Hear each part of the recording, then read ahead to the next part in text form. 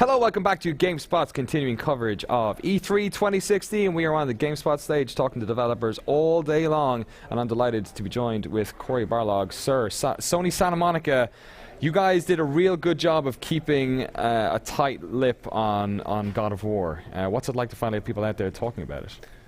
An incredible relief. I did not sleep for the 4 days leading up to the press conference. Partially, I mean, there was a little bit of nervousness of playing to a live orchestra. Right, yes, good point. Playing an early build of a game live on live stream for millions of people to a live orchestra, because it wasn't hard enough. I needed to make it harder. Up the ante. Yeah. And we're doing so much different with this franchise that that I was very nervous about how it was going to be received. So let's talk about that, I guess. What was the impetus behind, fundamentally shifting the perspective of the camera and then, I guess, the perspective of the game? Where did that come from? The roots of it were kind of the personal journey that I wanted to tell. I think coming back, I said, I have another God of War in me, I think, and I have a story for Kratos, and it kind of was born out of this change, this shift, this new lens that I sort of see the world in. You have a kid, and it kind of changes the way you see things and how I approached problems creatively. And I thought, there's some fascinating potential here for what Kratos would be like if given a second chance. And the stars sort of align in that one. Right. And the shift in camera, honestly, was born of that, we want to tell a much more intimate story. We want to really kind of get in close. And initially, we took every aspect of the game, broke it apart, put it in pieces on the floor, and we're looking at each piece. And the camera, 12 people initially, and half and half. We love the cinematic camera. Some of them were like, well, you know what, I think we got to do something different. And looking back at that shift from Resident Evil 3 to Resident Evil 4, even when the director himself was like, you can't make a horror game, a Resident Evil game with a controllable camera. Yeah. And lo and behold, he did. And I think that's the same thing. A lot of people love the cinematic camera, but I think you can get just as much intensity with that closer camera. So I guess, you changed a lot, but what were the things that you wanted to keep? What were the sort of fundamental things that you could not lose in a new God of War game? Right from the beginning for me, it was Kratos and sort of the history of him. While I want to go in and sort of reimagine all aspects of the play experience, a sort of through line of Kratos, this history that we built, the chapter 1 of his life in the sort of Greek era of games, was what we wanted to really maintain so that the really interesting storytelling can start happening, taking this character that has made so many horrible decisions and actually get you to care and root for it a little bit. From a gameplay perspective, there's a sort of that accessibility, that kind of pick up and play mentality of the game, so that anybody can pick it up. It's easy to sort of start playing. The mastery of it comes from really playing with time. Yeah. So is this a continuation of the Kratos we've already played as, or is this a new incarnation? Are you talking about that yet? Continuation. Okay. So it is like the way I kind of see the mythologies is kind of like that Hubble telescope image of all of the galaxies. The ultra deep field. Yeah. So that image shows the universe with all of its individual galaxies. Each galaxy is kind of like a representation of a mythology, and sort of wrap that around the Earth. And at any given moment, all of these mythological belief systems existed. They all deal with a creation myth around their region. It's just separated by geography. So that while the height of some of these mythological beliefs are at different time periods, a lot of them kind of align with a single point in time. And even this one, we're not really in the Viking era. Right. A lot of people think Norse, they think Viking, but there's really this amazing prehistory, sort of the migration, and then prior to that, the pre-migration era, where in the Viking era, they always talked about the gods have abandoned us. Thor and Loki and Odin all walk the earth at one point, but they're not around anymore. They fight for them, but they're not there. And this idea that we're at is saying we're at a prehistory point when the gods did walk the earth, when monsters were real before they became extinct. It's kind of cool. It's a fun space to be in because it allows us to paint our own image of Norse mythology as opposed to anyone else's. Yeah.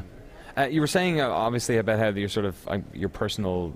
Did you had children yourself? Yeah. So like this sort of bled into or like inspired this new creative shift for the game. Are we talking about Kratos' son? Is this his son himself? Yeah. Where is the rest of the family unit in this situation? That's a very good question. That actually is a major part of the story, kind of the answering of that one. So this thing here is kind of just introducing the dynamic and the relationship, but in the game you actually find out all the information, much more information. This is for me, it's an intensely personal game. Like it's so much that I'm pulling from my own life. It could be because I just lack creativity, but I think it truly is. As a writer, you always try to write what you know. Exactly. But find more truth when you're actually building it from something that is nearby, that is true. You know, and I think even in high fantasy and science fiction, when it comes from a place of reality, it's relatable. to so many people. It's a human level thing. Did you have to sell it to Sony? Because I mean, this is one of their, most beloved franchises, right? This is one of the when you think about Sony, you think about PlayStation, you think about God of War. It's been there for so long, and it's been some of the most enjoyable games on the platform. So, I mean, there's obviously a certain amount of trust involved in there, but what was it like actually pitching this idea? Because you aren't tearing up a lot of what, would make a lot of executives quite scared. Yes.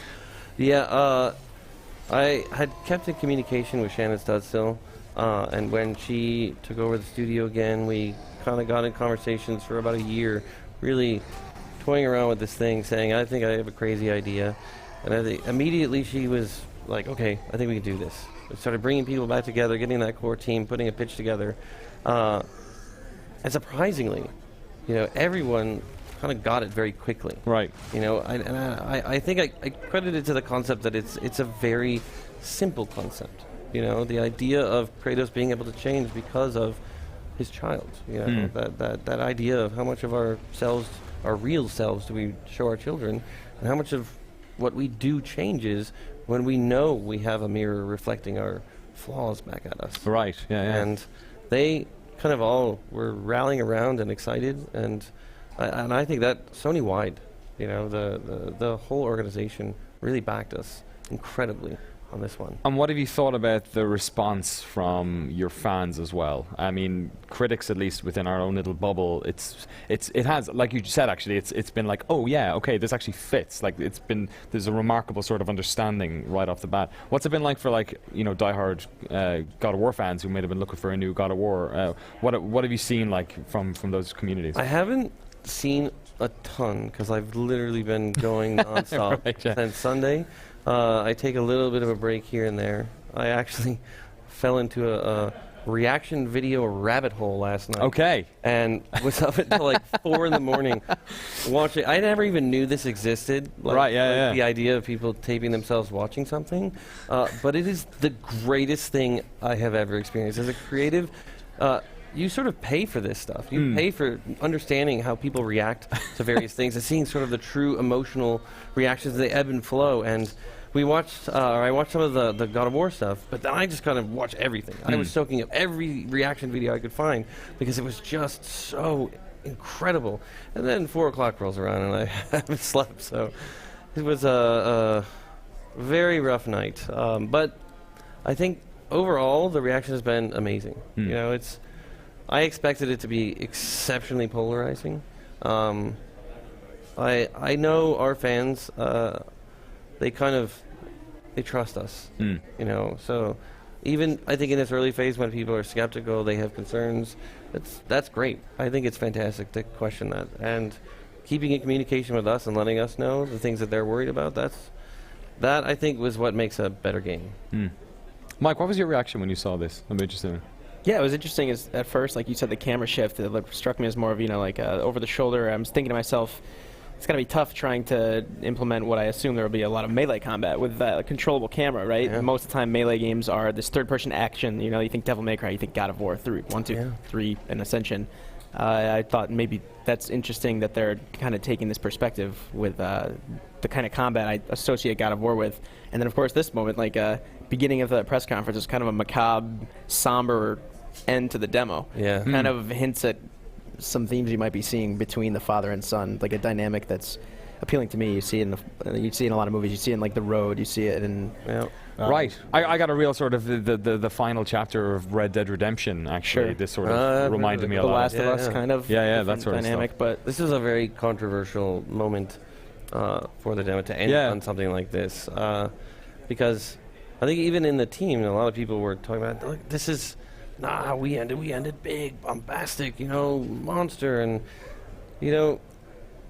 I've seen so many people doing that, like the ending on the monster going to black kind of thing, which is great. But I think for people to really see truly that we were trying to do something different, we had to go crazy Ivan on this one. Like we just had to zig when they expected us to zag, and it was a lot of faith, I think, from everybody on the team, but they kind of all rallied behind it and just made it freaking amazing. Another very interesting part of that demo was seeing you sort of take control over his son as well during that moment. Is that something we should be preparing for, like getting used to? Is that sort of duality persist throughout the game, or is it more of... in that moment where he's showing him how to fire the bow, teaching is kind of an important aspect of the game, the sort of passing on of knowledge from father to son.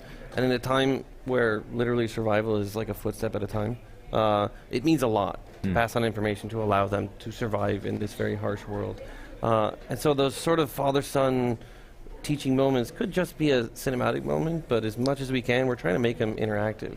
So that idea of in the beginning of the game, you're going to sort of start to nudge, try to get the kid to aim where you want him to aim. You're teaching him.